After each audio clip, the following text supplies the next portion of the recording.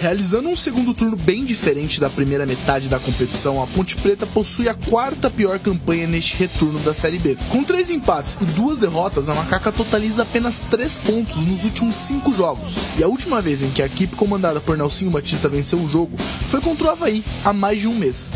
E se não fosse o gol de empate marcado por Dodô nos acréscimos da última partida diante do Santos, a situação da Ponte poderia ser ainda pior. E falando sobre o camisa 7 da Alvinegra, Dodô vem sendo fundamental para salvar a Macaca em momentos difíceis do campeonato.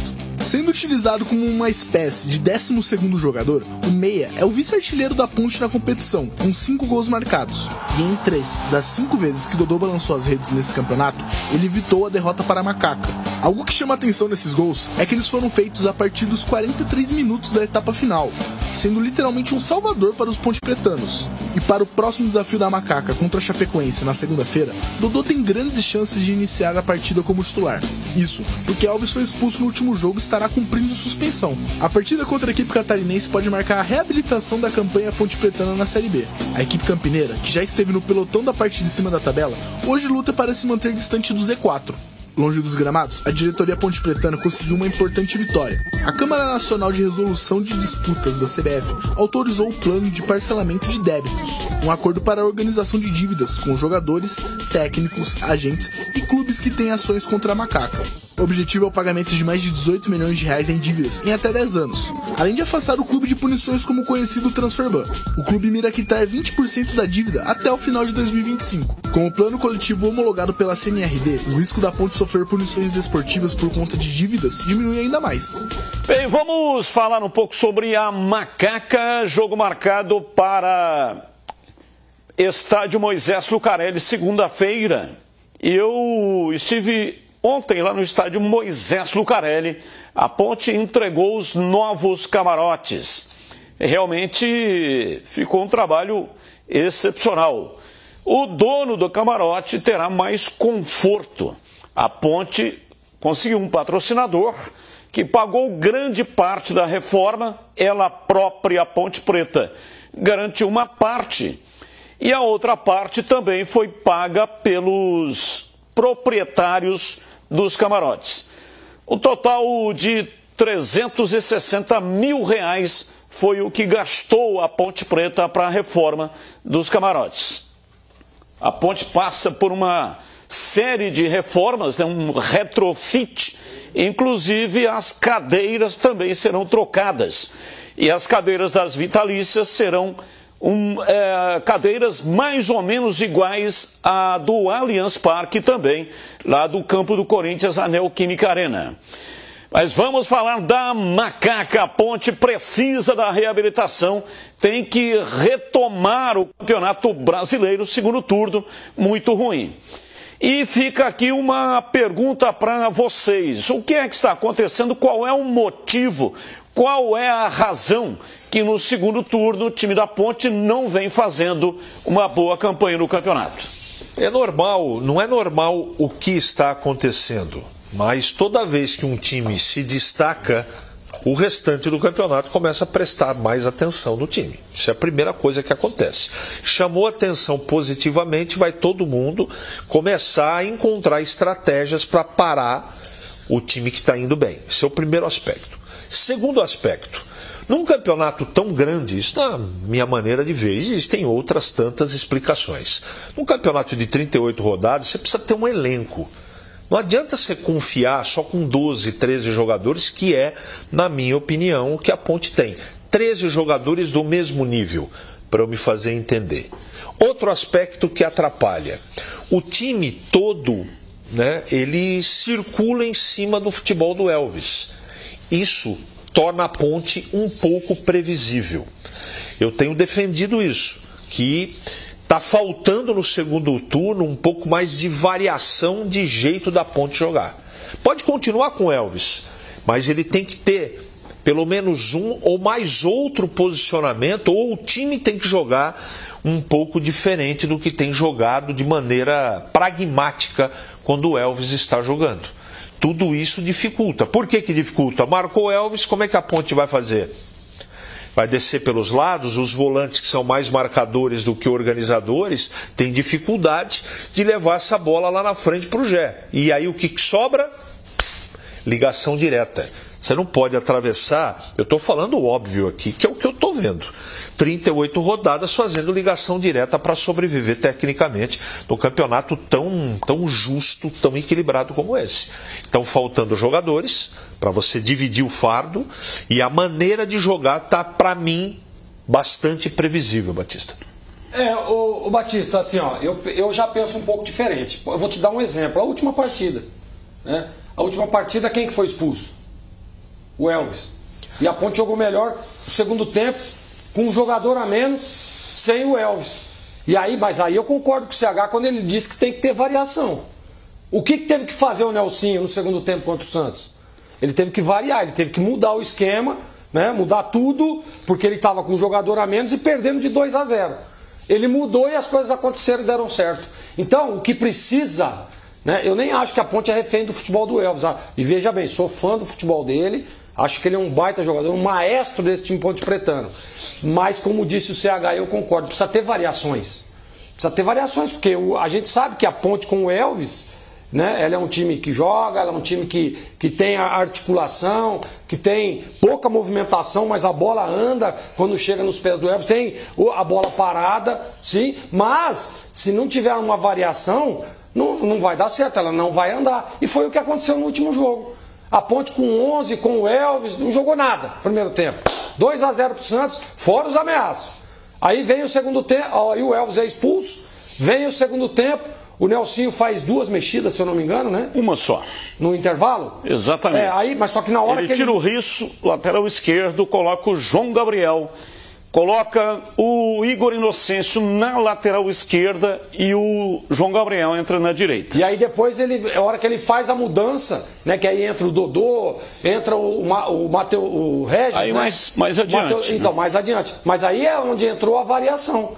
E a Ponte foi lá e empatou o jogo. Né? E se tem mais um pouco, se tem aí mais uns 10 minutos, ela teria virado o jogo, porque ela foi melhor do que o Santos no segundo tempo.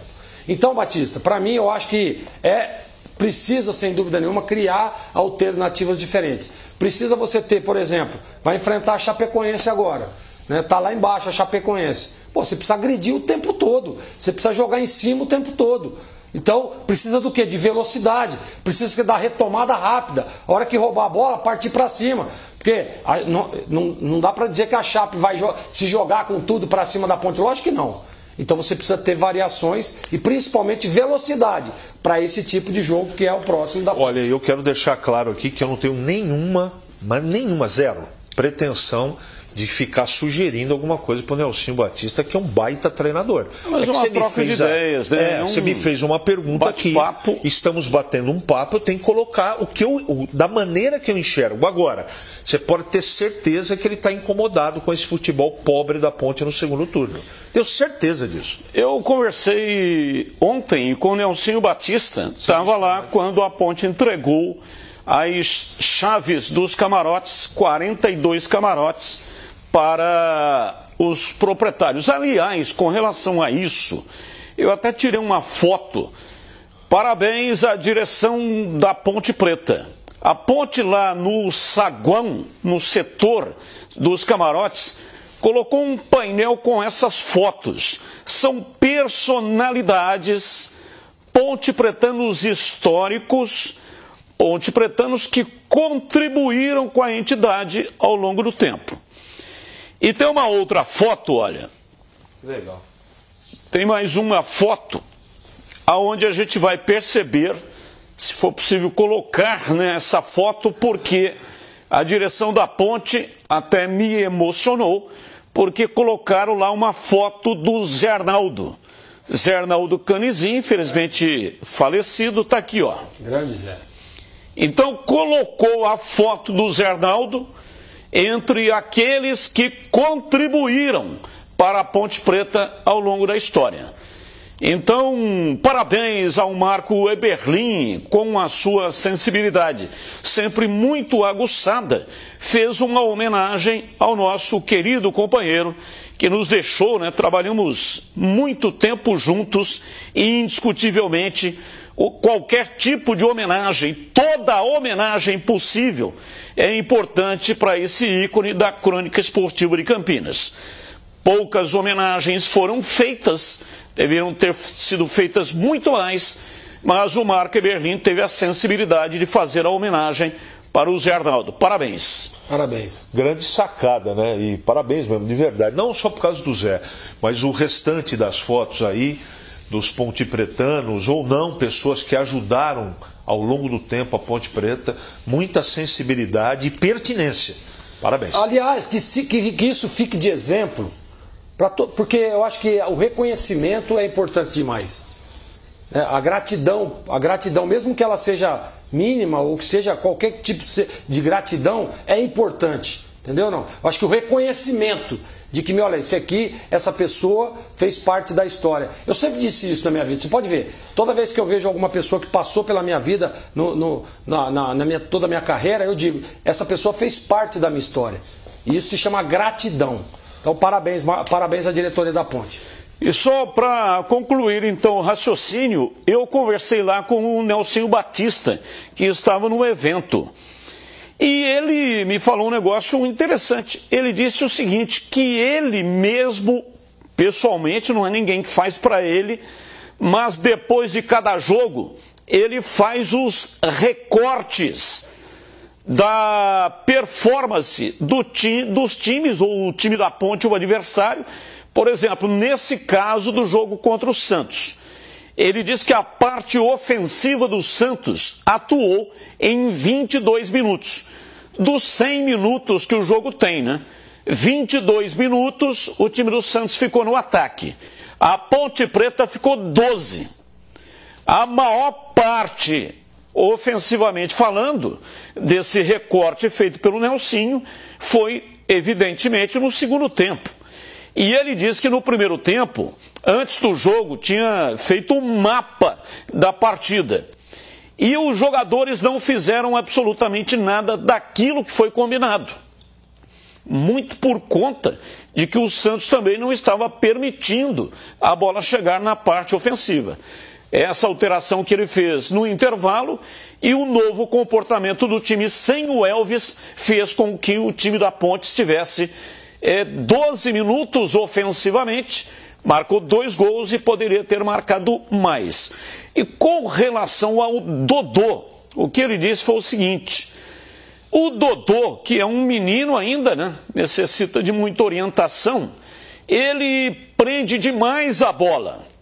E aí acaba perdendo e arma contra-ataque. Então ele tem que ter mais agilidade.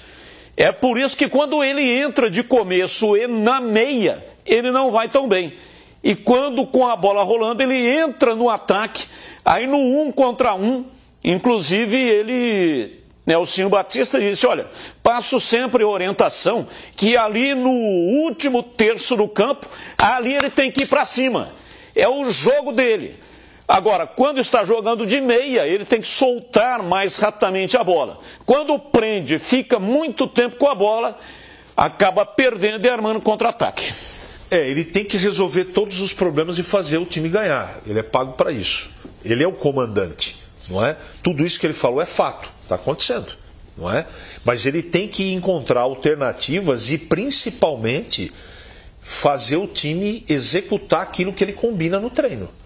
Se isso, olha, eu não estou comparando um técnico com outro.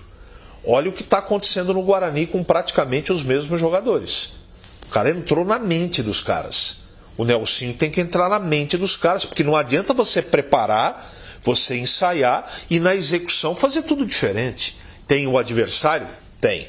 Tem a qualidade que não permite? Tem do adversário. Só que isso compõe toda a história da estratégia e da execução. Faz parte do trabalho dele. O grande problema, na minha opinião, é que ele tem pouca alternativa. Se não contar com o Elvis, ele acabou de dar a letra para você. O Dodô não é um meio armador, ele não é o Elvis. Ele pode compor junto com o Elvis. Agora, no lugar, o Tigrão trouxe aqui ontem, é verdade. Ele fez um levantamento. Todas as vezes que o Dodô entrou no lugar do Elvis para executar o trabalho do Elvis, não foi bem. Então é uma discussão muito complicada. A Ponte vai ter que se virar, talvez com o Dodô improvisado, mas a grande verdade é que o Elvis hoje não tem um substituto com a sua característica principalmente. Ô Batista, mas também a gente essa questão do Dodô, e aí vai muito da leitura tática e assim, o CH falou uma coisa também, tá? Aqui ninguém está querendo ensinar o Nelsinho aqui não, né? Não. Mas por tudo aquilo que eu estudei, por tudo aquilo que eu aprendi com o futebol, né? Você está precisando se recuperar dentro da competição, porque há 5 jogos que a Ponte não vence, é isso, né? E a Ponte está precisando voltar a vencer. 3 empates e 2 derrotas. 2 derrotas. Então, assim, em 15 pontos disputados, ela ganhou 3. Então está precisando se recuperar, está precisando ganhar jogo. Né? Você, por exemplo, dá para fazer 2 linhas de 4 e adiantar o Dodô para fazer uma espécie de atacante ao lado do Gé, com homens abertos na recomposição. Então dá para fazer, dá para jogar. Ah, mas, viu? Mas é que nós... aí entra aquilo que nós estávamos falando agora há pouco, de alternativas diferentes. Então, que é uma espécie de 4-5-1. Ou 2 linhas de 4, né? É uma espécie de 4-5-1 se você adentar o Dodô, que não joga lá enfiado, vem por trás do Gé. Então, a alternativa do jeito de jogar é a saída, pelo menos na minha opinião, para a Ponte.